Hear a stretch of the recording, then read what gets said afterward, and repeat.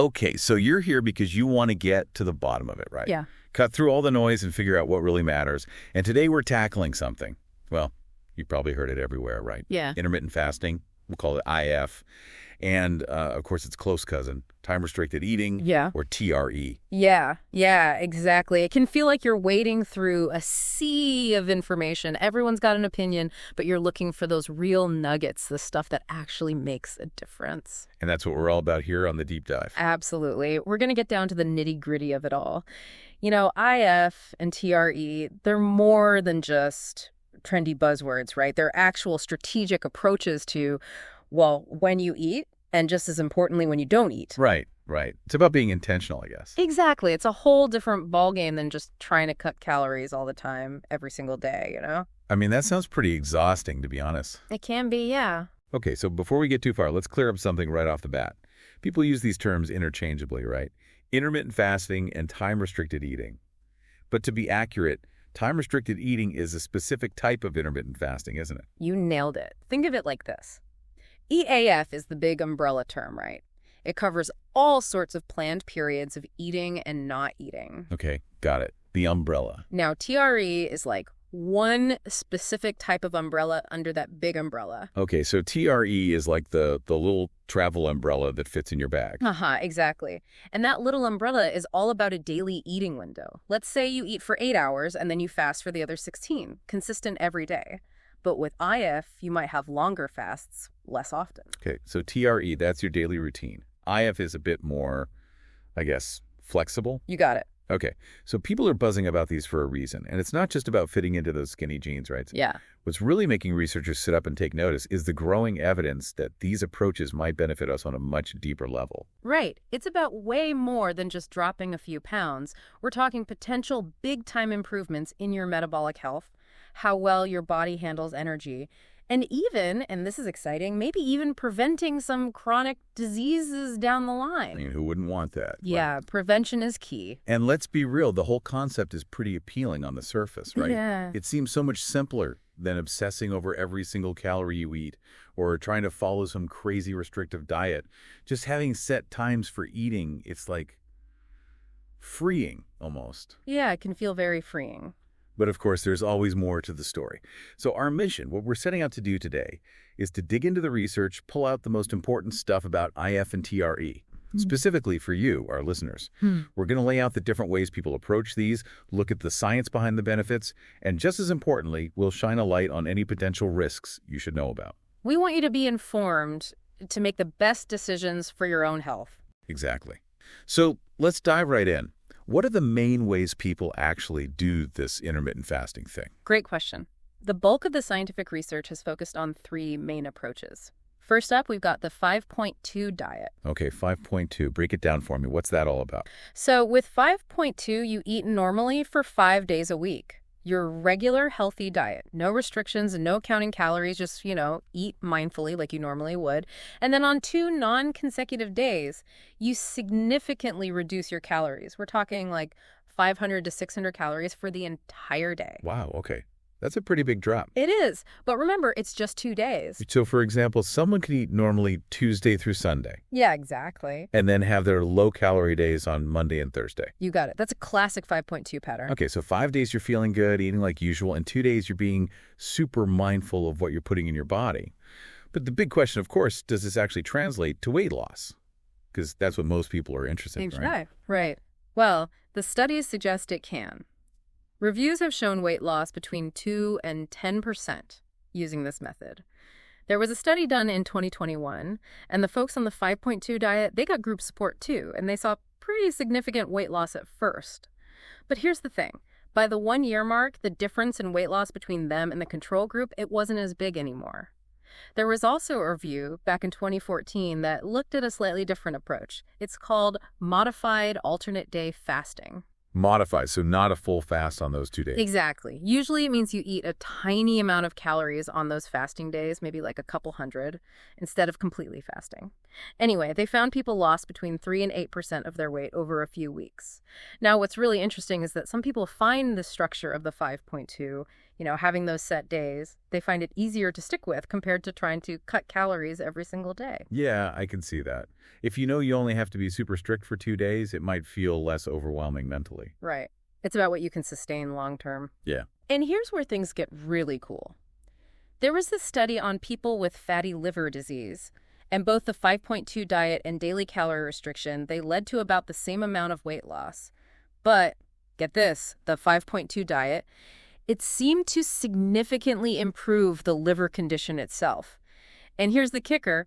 These improvements, they seem to happen almost independently of how much weight people lost. Wow. So it's not just about the number on the scale. Right. It's about what's happening inside at a deeper level. Okay, so that's really interesting. So it's doing more than just helping people lose weight. Exactly. And beyond weight loss, research has linked the 5.2 diet to other potential benefits, things like a drop in overall body fat, lower triglycerides, those are fats in your blood, and even a shift in LDL cholesterol, that's the so-called bad cholesterol, to a larger particle size. And that's actually less harmful, believe it or not. Oh, interesting. There's also a decrease in C-reactive protein.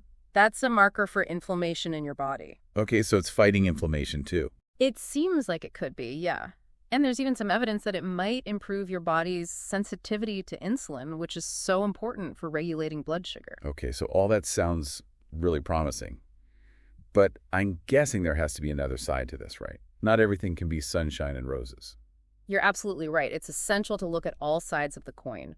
One study actually found no significant differences between the 5.2 diet and just consistently cutting calories every day. That was for both weight loss and other metabolic markers they were tracking. And that 2021 trial we talked about, yeah, people said they found the 5.2 diet pretty easy to stick to, but, we still need more long-term data. We need to see how well people can maintain this way of eating over many years. Makes sense. I mean, anything can work for a few weeks or months, but it's the long haul that matters. Right. Consistency is key. Okay, so we've got a pretty good picture of the 5.2. What's next? You mentioned the 16-to-8 method earlier. It seems like everyone's talking about that these days. It's definitely having a moment, and it falls right under that time-restricted eating umbrella we were talking about. So the 16-to-8 method, basically you fast for 16 hours every day, and then you have an 8-hour window where you eat all your meals. 16 hours. That sounds like a really long time to not eat anything. It might seem like it, but remember, most people are sleeping for a good chunk of that time. Oh, that's true. So a lot of people who do this, they skip breakfast, and then they eat their meals between, let's say, noon and 8 p.m. Okay, that makes it seem a little more doable. Right. It's about finding what fits into your lifestyle. Now, research has shown that the 16-to-8 can lead to modest weight loss, somewhere between 2.6 and 3.6%. And there was this review in 2022 that suggested it might be especially helpful for people who are overweight or obese, but, and here's the key, they also have to reduce their overall calorie intake during that 8-hour window. Right, so it's not like you can eat whatever you want for those 8 hours and expect to see amazing results. Unfortunately, no. There's no magic bullet, right? Some studies haven't found a big difference in weight loss between those following the 16-to-8 and those who weren't, especially if people weren't also paying attention to their overall calories. So portion control still matters, even with the time restrictions. Exactly. But here's the interesting part. Some research has shown weight loss of up to 5% over just 2 to 4 weeks when people had more flexible eating windows, like between 7 and 12 hours. So it seems like the length of that window can have a real impact. Okay, so the timing details matter. What about those other benefits? I mean, beyond weight loss, what does the 16-8 method do for our metabolic health? Well, there's good evidence that it can improve how your body handles blood sugar. We see better insulin sensitivity and lower levels of fasting insulin. Some studies also suggest it might lower LDL cholesterol, that bad cholesterol. There was even a study on people with non-alcoholic fatty liver disease, NAFLD, and the 16-to-8 approach. It seemed to improve the amount of fat stored in their livers. But to be honest, the effects on other metabolic markers weren't always consistent across different studies. Okay, so some mixed results there. But something I remember reading recently about the 16-to-8 method, and it kind of gave me pause. It was about heart health, wasn't it? You're right, and this is a super important point. There was this preliminary research presented by the American Heart Association, the AHA, in 2024, and they found a link between an 8-hour eating window and a much higher risk of dying from cardiovascular disease. Okay, so red flag, right? Potentially, yeah. Yeah. But we need to be cautious with interpreting these results. How so? I mean, it sounds pretty alarming. It does, but remember, this was preliminary research, and they found a 91% higher risk in a study of over 20,000 adults. But it sparked a lot of debate in the scientific community. 91%, that's huge. It is, and it's really important to emphasize that this was an observational study. Okay. So they can see associations like this seems to be linked to that, but it doesn't definitively prove that one thing causes the other. There could be other things going on, confounding factors that weren't fully considered. And actually, the researchers themselves pointed out that the people who followed the 8-hour eating window tended to have less lean muscle mass. And that alone has been linked to a higher risk of dying from heart problems. Ah, okay. So more research is needed to really tease apart what's happening. It's not as simple as saying 8-hour eating window equals heart problems. Exactly. We have to be careful about jumping to conclusions. But, it is a reminder that we need to think about the potential long-term effects. It's not safe to just assume that any diet, even one that seems healthy, will be good for absolutely everyone in every situation. Absolutely. It's about personalized health, right? What works for one person might not work for another. Right. Now, on a more positive note, studies have shown that when young men did the 16-8 method, they actually lost body fat while keeping their muscle mass, which is great. And it didn't seem to hurt their exercise performance or their ability to get stronger. That's good to know, especially for people who are really active and care about their fitness. Absolutely.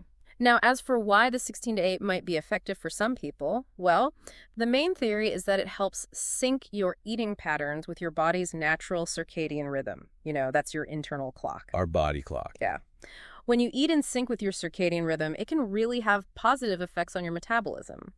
Plus, a lot of people find the 16-8 method pretty manageable and flexible compared to some other fasting methods. And that's a big deal because if it's easier to stick with, you're more likely to do it long term. Right. It has to be sustainable, right? Exactly. It's about finding what you can realistically do day in and day out. Okay, makes sense. Now, that third approach you mentioned, alternate day fasting, it sounds pretty hardcore. Yeah, it's definitely one of the more intense intermittent fasting protocols out there. So with alternate day fasting, or ADF, you switch between normal eating days and days where you seriously restrict your calories. So one day you're eating like normal, and the next day you're basically fasting. Pretty much. Typically, you'd eat less than 500 calories on a fasting day. And some people even do a complete fast, no calories at all. Wow, that's a big swing. It is. Now, as for weight loss, studies have shown that ADF can lead to weight loss between roughly 3.2 and 6.4%. There's also modified ADF, where you eat a little something on fasting days, and that has been shown to cause weight loss of around 3 to 8% over a few weeks. There was even a meta-analysis, which is like a big study that looks at a bunch of other studies, and it suggested that ADF might be better than just consistently reducing your calories for some people, both for sticking with it and for losing fat. So possibly more effective than some of the other methods we've talked about. It's possible. One study did find ADF to be better than TRE for weight loss. But we have to be cautious here. The overall evidence isn't super strong that any specific type of intermittent fasting is way better than just cutting back on your overall calories over time. Got it. So maybe not the clear winner then? Right. But what about the metabolic effects? What have we seen with alternate day fasting? Well, research suggests that ADF can improve your lipid profile. So it could lower total cholesterol, LDL cholesterol, the bad one, and triglycerides. Some studies have even found it can lower systolic blood pressure. That's the top number in your blood pressure reading.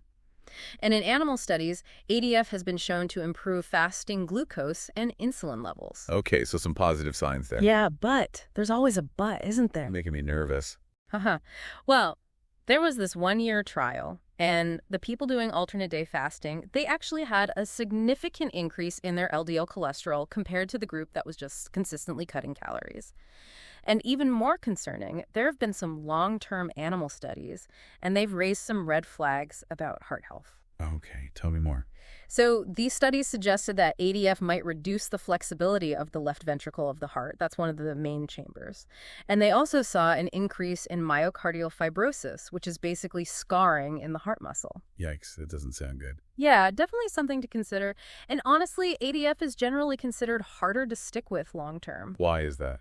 Well, you're restricting calories so much on those fasting days, and that can lead to some serious hunger pangs. Right. And then there's the risk that people might overeat on their non-fasting days to make up for it. Yeah, that makes sense. It's like a pendulum swinging back and forth. Exactly. So, yeah, while ADF might work for some people in the short term, those potential downsides, especially the ones from the animal studies, and the difficulty with sticking with it, well, they make it less appealing for a lot of folks. Agreed. I think that's a really fair assessment.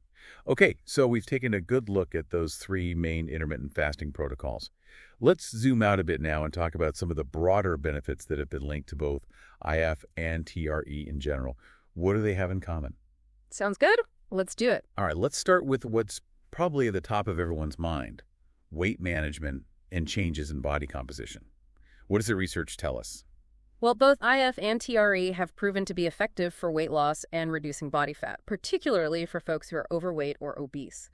We often see drops in overall body weight, body mass index, BMI, waist circumference, and total body fat.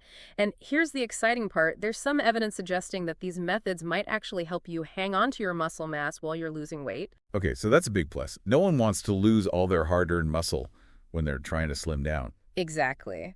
And that's a potential advantage over traditional calorie restriction, where you might lose more muscle along with the fat. There's even some early evidence that combining TRE with regular exercise could make those benefits even stronger. Interesting. And, the amount of weight people lose with intermittent fasting, it often seems to be pretty similar to what you'd expect from just consistently reducing your calories overall.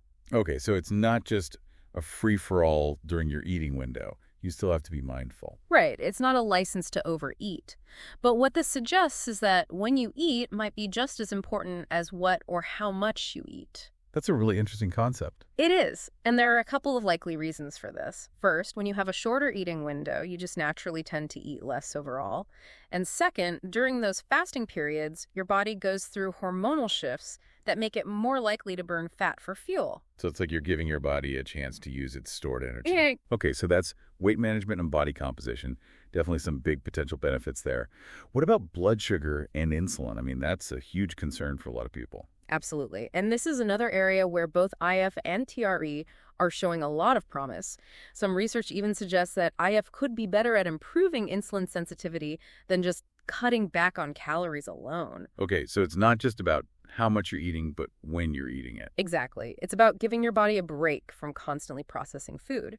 And these eating patterns, they often lead to lower fasting blood glucose, that's your blood sugar when you haven't eaten, and lower fasting insulin too. So good news for people who are struggling to keep their blood sugar stable. It could be, yeah.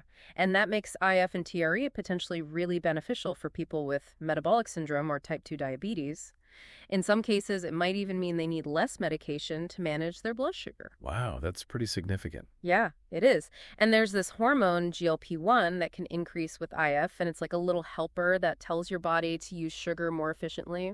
Interesting. And when it comes to TRE, those shorter eating windows, like between 4 and 9 hours, they've been shown to really lower blood glucose levels. We're even seeing improvements in HbA1c, which is a long-term measure of blood sugar control. Now, how much your insulin sensitivity improves, it can depend on how resistant someone is to begin with. But overall, the positive effects on glucose metabolism are pretty consistent. Okay, so potentially a big win for metabolic health. Now, what about the heart? How do IMTRE impact cholesterol and blood pressure? Well, research suggests that AF and TRE can lead to better numbers across the board when it comes to your lipid profile. We're talking lower total cholesterol, lower LDL cholesterol, the bad kind, and lower triglycerides, those fats in your blood. Some studies have even recorded an increase in HDL cholesterol, which is the good cholesterol. So it's shifting things in a more heart-healthy direction. It seems to be. And those are all changes that could mean a lower risk of heart disease down the road. We've also seen some potential improvements in both blood pressure and resting heart rate. Okay, so that's good news. But we can't forget about that AHA study, right? The one that linked the 8-hour eating window to heart risks. Right, we can't just sweep that under the rug. Yeah. It's important to remember that that study did connect that very short eating window to a higher risk of dying from heart disease. It's still preliminary, and there's a lot of discussion about it, but it definitely raises a flag. It's particularly concerning because they saw this association even in people who already had heart disease or cancer. Wow, okay. Again, it's crucial to remember that this was an observational study. They can't definitively say that the eating window caused these problems. It could be other factors. And to be fair, the study didn't find an increased risk of death overall or from cancer in general. In fact, for people with cancer, eating for longer than 16 hours a day was actually linked to a lower risk of dying from cancer. And remember, the researchers noticed that those who did the 8-hour eating window tended to have less lean muscle mass, which we already know is a risk factor for heart problems. Right. It's a complex picture. It seems like more research is definitely needed to fully understand the long-term impact on heart health. Absolutely. We need more data, and it's essential to be cautious about making sweeping statements. Agreed. Okay, let's shift gears a bit. What about the brain? I've heard some intriguing things about potential cognitive benefits associated with IF and TRE. Fill me in. This is a really exciting area of research. There have been studies that show improvements in both working memory and verbal memory in people doing intermittent fasting. And animal studies, there's some really promising evidence suggesting potential benefits for things like Parkinson's and Alzheimer's diseases, stroke, even autism, mood, and anxiety. Wow, I mean, that's incredible. How could fasting possibly have such a positive impact on the brain? That's the million-dollar question. Researchers are still figuring it all out, but there are several theories. One idea is that IF and TRE might stimulate neurogenesis, which is the growth of new brain cells. So it's like a brain boost. In a way, yeah. And they can also increase levels of BDNF. That's brain-derived neurotrophic factor. It's like fertilizer for your brain cells, helps them grow and stay healthy. There's also some evidence that IF might protect the brain from damage after a stroke. And it could even help restore those natural rhythms involved in learning and memory. Wow, so it's like rebooting the system. It's a good analogy. Okay, so it's not just about the physical body. These eating patterns could have a real impact on how our brains work too. What about this cellular repair stuff I've heard about? Autophagy and the link to longevity. That sounds like something out of a sci-fi movie. Haha, it does sound futuristic, but there's real science behind it. Both IF and TRE have been shown to induce autophagy, which is basically a cellular cleanup process. Think of it as your body's internal recycling program. It gets rid of old, damaged parts within your cells so everything runs smoother. So it's like taking out the trash. Exactly. And these eating patterns, they can also protect against oxidative damage and inflammation, which are two of the big drivers of aging and all those chronic diseases. And get this, studies in animals have actually shown that chronic intermittent fasting can make them live longer. Wow, so there's a real potential for a longer, healthier life. That's what the research is suggesting. It seems that IF might change how certain genes are expressed in a way that promotes longevity, and it can boost mitochondrial function. You know, those are the powerhouses in your cells that provide energy. Okay, so giving our bodies a break from constantly digesting food allows them to do some serious internal housekeeping and repairs. That's a great way to put it. It's like giving your body time to focus on maintenance instead of just constantly taking in and processing food. Now, what about people who are physically active, athletes? How do IF and TRE play into sports performance? That's a great question. Research shows that IF can actually help athletes improve their body composition. They lose fat while keeping their muscle mass, and their performance doesn't seem to suffer. In fact, some studies have even found that it might help muscles use oxygen more efficiently, and even boost jumping performance when it's combined with high-intensity training. There have also been animal studies that showed improvements in endurance.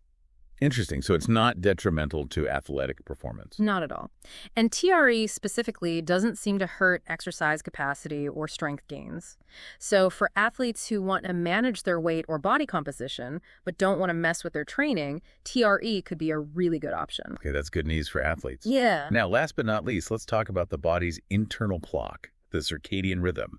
How do IF and TRE fit into that? This is where TRE really shines. When you consistently eat within a specific window each day, you're basically syncing up your eating with your body's natural circadian rhythm, that internal clock we talked about before. Ah, right. And that can have positive effects on all sorts of things, like your metabolism, even sleep. It can even affect how certain genes are expressed. But when your eating is out of sync with your internal clock, like when you eat late at night, it can actually mess with your metabolism.